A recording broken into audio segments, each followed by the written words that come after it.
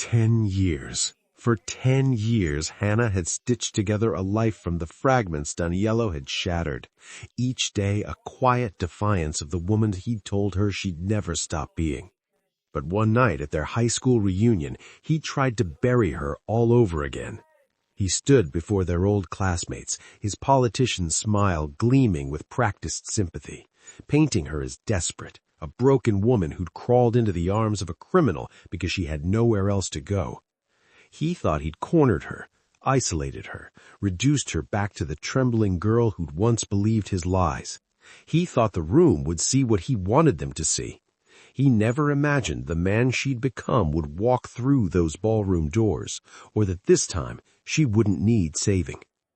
Roberto's hands moved with surprising delicacy as he fastened the sapphire necklace at the base of Hannah's throat.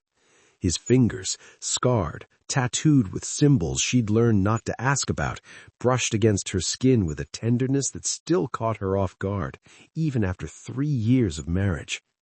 In the floor-to-ceiling windows of their penthouse, the city sprawled beneath them like a kingdom he'd conquered block by block. But his entire focus remained on the clasp, on getting it perfect.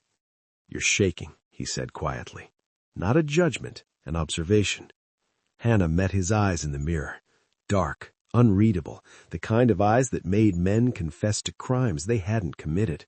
But when he looked at her, they softened into something close to worship. "I'm fine."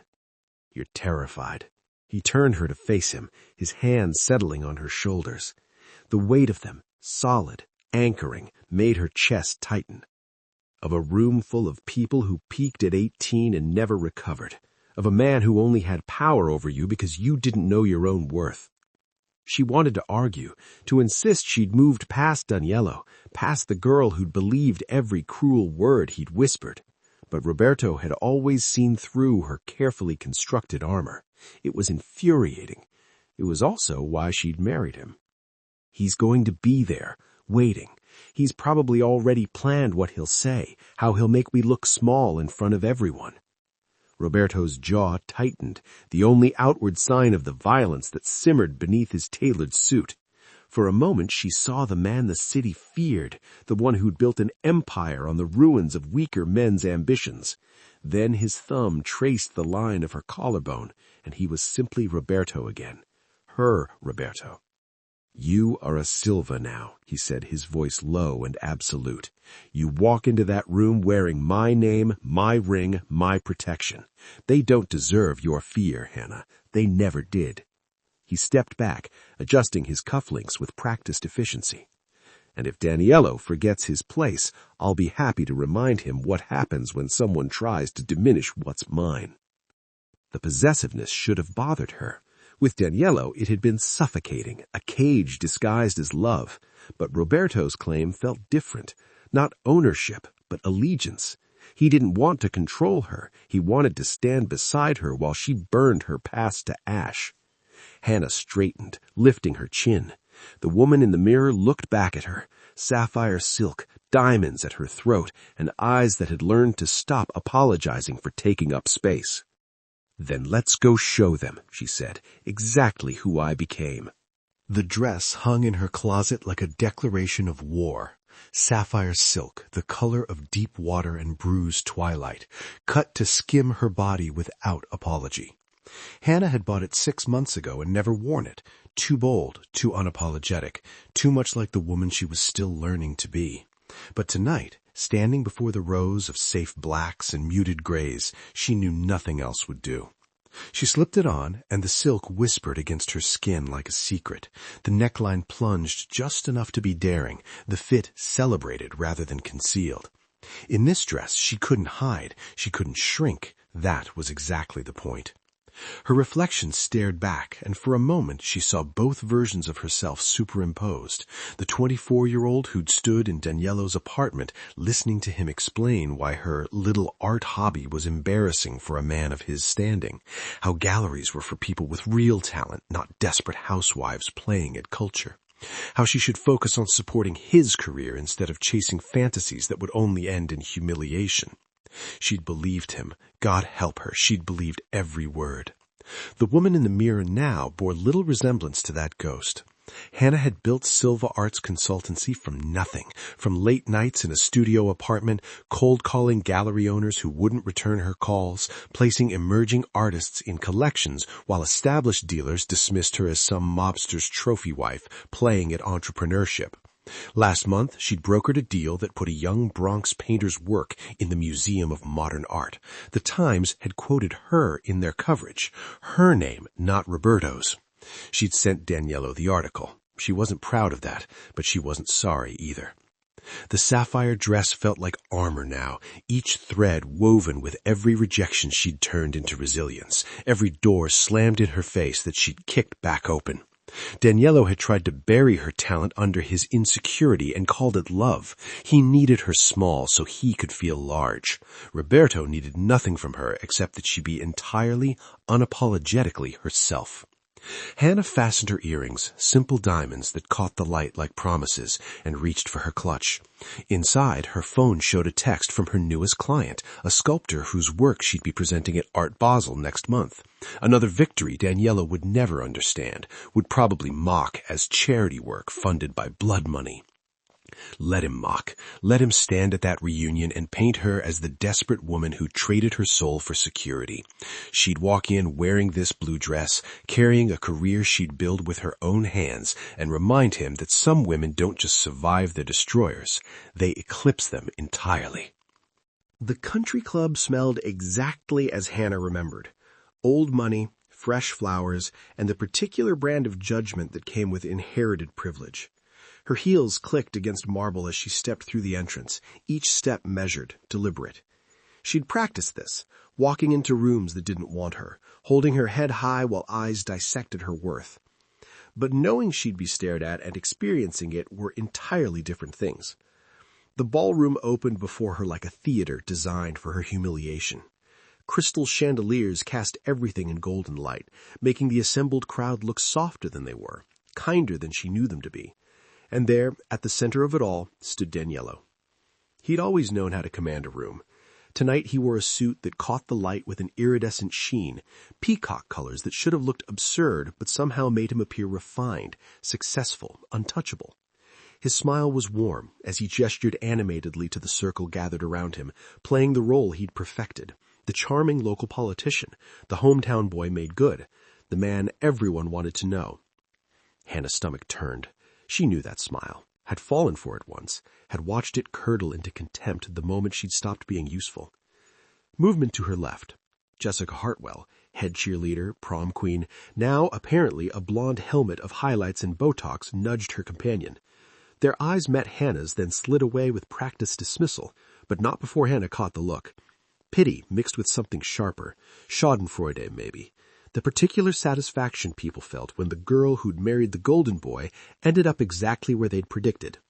"Is that her?" The whisper carried further than intended. "I heard she's with some kind of criminal now, organized crime or something." Well, what did she expect? She was never really Daniello's type. Too plain. Hannah's fingers tightened on her clutch. The sapphire dress that had felt like armor in her bedroom suddenly felt like a costume. Too try-hard, too desperate, too obvious. She was playing dress-up in a life that didn't belong to her, pretending to be someone important when everyone here could see the truth. She was still just Hannah, the quiet girl from the wrong side of town who'd gotten lucky once and squandered it. Daniello's laugh rang out across the room, and his eyes found hers. For a moment, his expression flickered. Surprise, maybe. Calculation, before settling into something that looked like concern but felt like victory. He excused himself from his admirers and started toward her, his smile widening with each step. She'd walked into the wolves' den wearing blue silk and borrowed confidence, and the wolves had been waiting. Daniello didn't approach her after all. He'd simply locked eyes with Hannah across the room, offered that knowing smile, and returned to his admirers. The message was clear. He'd deal with her on his own terms, in his own time. She should have felt relieved. Instead, dread pooled in her stomach like cold water. 20 minutes later, the microphone squealed to life. "Ladies and gentlemen, if I could have your attention." Daniello stood at the podium, bathed in spotlight, every inch the statesman. His suit shimmered as he moved, and his smile was warm enough to melt the skepticism from even the hardest faces. First, I want to thank you all for being here tonight. It's not often we get to step back into the people we used to be, to remember where we came from. Applause rippled through the crowd. Hannah stood near the bar, her champagne untouched, watching him work the room like a maestro conducting a symphony of opinion. You know, there are people missing tonight, people who've built lives elsewhere, who couldn't make it back to celebrate with us. His eyes found Hannah's, held them with surgical precision. And I think that's worth acknowledging, worth mourning, even. The room shifted. Heads turned, following his gaze like compass needles finding north. Hannah. Her name in his mouth sounded like an elegy. Hannah Silva now, I should say. Many of you remember her. Quiet, talented, so full of potential. He paused, his expression carefully arranged into something resembling sadness. We lost touch after our marriage ended. I'll be honest, I worried about her. Wondered where life had taken her after she left. Left, as if she'd had a choice, as if he hadn't systematically destroyed every piece of her until leaving was the only way to survive. I'm glad to see she's here tonight, that she found her way back from wherever she's been hiding these past 10 years. The word hiding landed like a stone in still water, sending ripples of implication across the room. You know, I know it can't have been easy, building a new life in the shadows, shall we say, in circles that don't often see the light of day. Murmurs now, growing louder. Hannah felt the room's attention like a physical weight, crushing her from all sides. But that's what tonight is about, isn't it? Coming home, stepping back into the light. Daniela raised his glass, his smile beatific. So here's to second chances, to those of us who stayed the course, and to those who found their way back, no matter how dark the corners they'd been hiding in. The toast echoed through the ballroom, glasses clinked, and Hannah stood frozen, watching Daniello's poison spread through the crowd like blood through water, turning everything it touched red. He came to her with a drink in hand and sympathy etched into his features, the performance so practiced it might have been genuine. But Hannah knew better. She'd learned to read the micro-expressions beneath Daniello's masks, the brief flash of satisfaction in his eyes, the way his smile tightened at the corners when he was about to strike. "Hannah," he said her name like a greeting card sentiment. "I hope that didn't come across as harsh. I really am glad you made it tonight."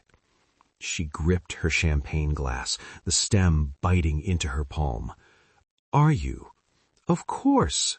He leaned against the bar, angling his body so their old classmates could watch the reunion. An audience was always part of his plan. "I heard you married again. Silva, is it? Roberto Silva?" The name hung between them like a blade. "That's right." "Interesting choice." Daniello's smile never wavered. "I've heard things about him. Business ventures that operate in the gray areas of legality. A man who prefers to solve problems with, what's the polite term, intimidation?" "You don't know anything about him." "I know he's not the kind of man you end up with by choice, Hannah. He's the kind of man you end up with out of necessity." His voice dropped to a stage whisper, loud enough for Jessica and her cluster of former cheerleaders to hear. "I'm not judging. After our marriage ended, I know you struggled. The art thing never took off the way you'd hoped. You needed security, protection maybe, someone who could give you a life you couldn't build yourself." Heat flooded Hannah's face. "That's not—" "It's okay to admit it." He reached out as if to touch her arm, and she jerked back. The movement made her look unstable, defensive, exactly what he wanted. "You always needed someone to take care of you, to tell you what to do, where to go, who to be. I tried to help you find your own strength, but you just couldn't. And now you found another cage, just a gilded one this time, funded by whatever it is men like Silva do in the dark." Jessica leaned in to whisper something to her companion. Around them, the narrative was crystallizing, hardening into fact. Poor Hannah couldn't make it on her own, had to find a criminal to pay her bills, give her a purpose, keep her fed and clothed like a particularly expensive pet. You were always too afraid to stand on your own, Daniello continued, his voice gentle, deadly. That's why you left me, isn't it? Not because of anything I did, but because being alone terrified you more than being with someone who challenged you to be better. The lie was so elegantly constructed, so perfectly delivered, that for a moment even Hannah almost believed it. Almost. Hannah excused herself before her voice could crack, before Daniello could see what his words had done. She moved through the ballroom like a ghost haunting her own past, invisible to everyone except as an object of speculation. The whispers followed her, not even bothering to be discreet anymore. Criminal's wife. Always knew she'd end up like this. Remember how she used to follow Daniello around, desperate even then. She found refuge near the terrace doors, pressing her back against the cool wall, trying to remember how to breathe. The sapphire dress felt wrong now. Too tight, too bright, advertising a confidence she'd never actually possessed. What had she been thinking, coming here? That a nice dress and a powerful husband would somehow rewrite history? That she could walk into this room and be seen as anything other than what Daniello had always said she was? A failure. A woman who needed a man, any man, to give her life meaning. The worst part was how easily she'd slipped back into that skin. 3 years of building a business, of negotiating with gallery owners and placing artists in major collections, of proving she had vision and talent and drive. All of it evaporated under the weight of Daniello's manufactured pity. She was 24 again, standing in his apartment while he explained, so patiently, why her dreams were embarrassing, why she should be grateful he tolerated her at all. I heard Silva met her at some charity event, probably thought she was classier than she is. Hannah's hands trembled. She set down her champagne before she could drop it, before she could give them one more thing to whisper about. Through the crowd, she could see Daniello holding court again, his iridescent suit catching the light as he laughed at something Jessica said. He looked so at ease, so beloved. The hometown hero who'd graciously acknowledged his broken ex-wife, who'd offered her redemption she didn't deserve. And she'd let him. She'd stood there and let him rewrite their history, let him paint her as weak and desperate and dependent. She'd felt his words land and hadn't fought back, hadn't defended herself, hadn't told the truth about what he'd done to her behind closed doors, how he'd systematically dismantled her self-worth until leaving felt like the only way to survive. Roberto's voice echoed in her mind.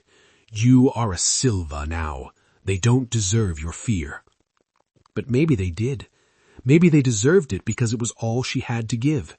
This fear, this smallness, this certainty that no matter how far she ran or how much she built, she'd always be the girl Daniello had broken, the girl who needed saving because she couldn't save herself. The ballroom spun around her, golden and glittering and utterly convinced of her worthlessness, and she had no idea how to prove them wrong. The ballroom doors didn't open, they surrendered. The sound cut through conversation like a gunshot. Heavy wood striking marble, the crash of something immovable making way for something unstoppable. Every head turned, every voice died mid-sentence, and into the sudden suffocating silence walked Roberto Silva. He filled the doorway like a storm front, all dark suit and darker intent. The tuxedo was impeccable, midnight black, perfectly tailored to shoulders that had carried violence and worn it comfortably. But it was the details that made the room collectively hold its breath. The gold chain at his throat that caught the chandelier light, heavy and unapologetic. The tattoos that crept up from his collar, dark ink against bronze skin, symbols of affiliations that didn't need explanation. The watch on his wrist that cost more than most of their cars. He didn't rush, didn't need to.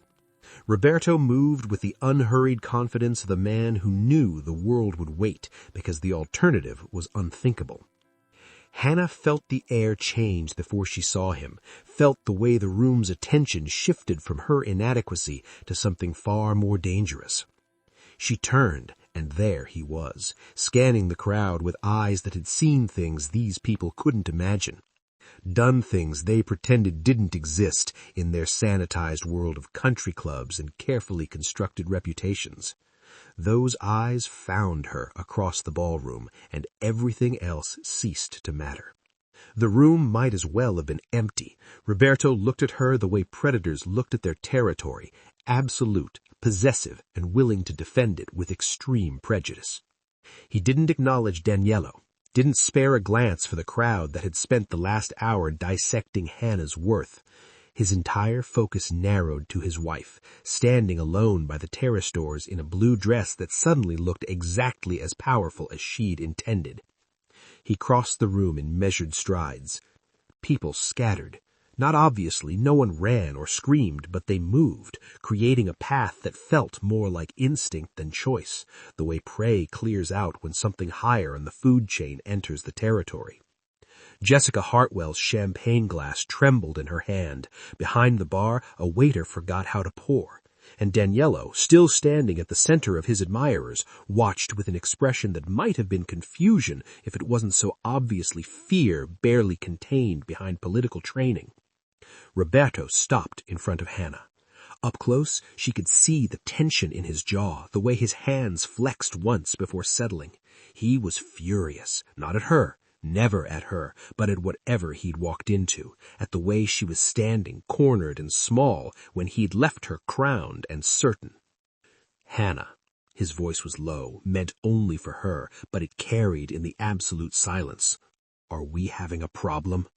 Roberto guided Hannah to the terrace with a hand at the small of her back, proprietary and protective in equal measure.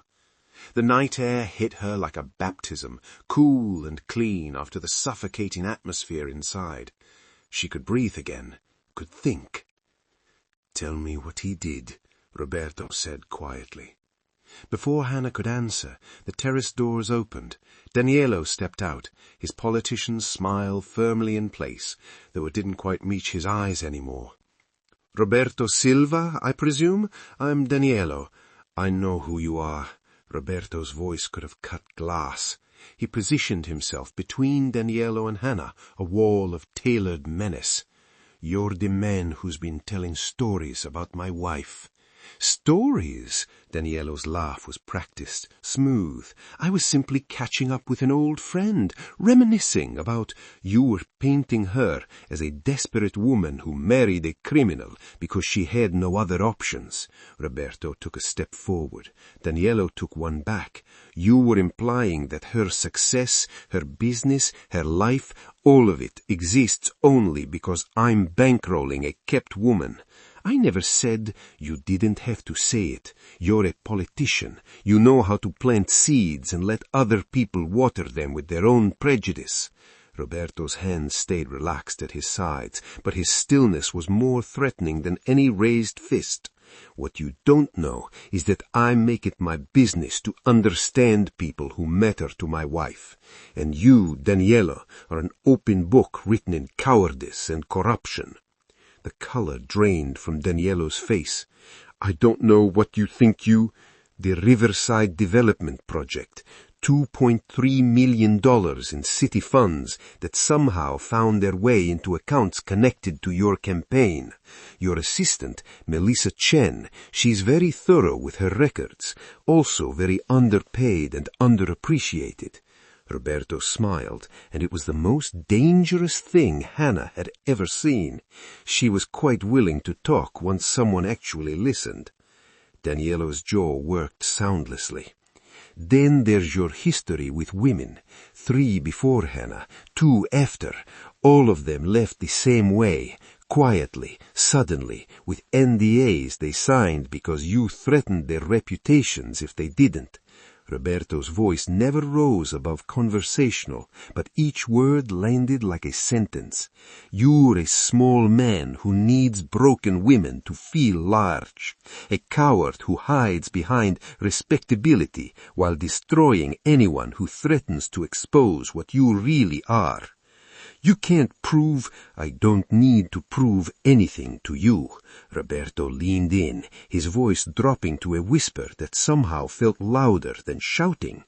"But the district attorney, the press, they're a different story, and if I ever hear my wife's name in your mouth again, you'll discover exactly how far my reach extends." Daniello stood frozen, his iridescent suit suddenly looking like a costume, his carefully constructed image crumbling under the weight of truths he thought he'd buried. "Now, go inside and pray I'm feeling merciful tomorrow." Hannah watched Daniello retreat through the terrace doors, his shoulders hunched in a way she'd never seen before.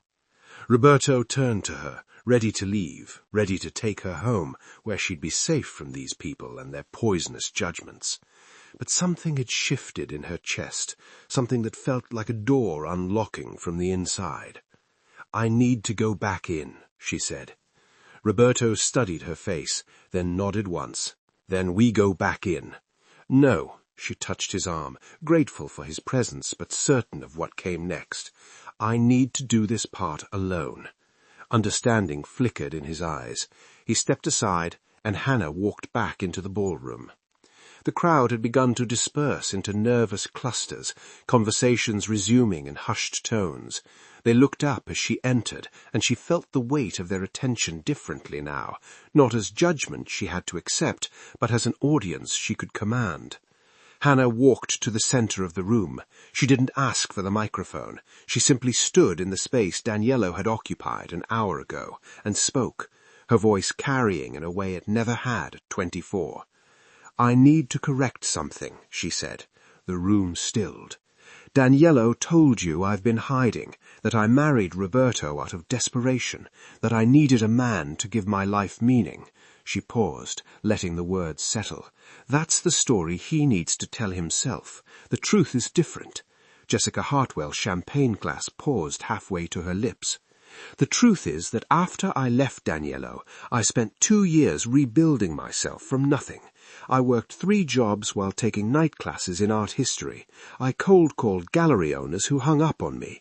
I placed my first artist in a collection with money I'd saved from bartending."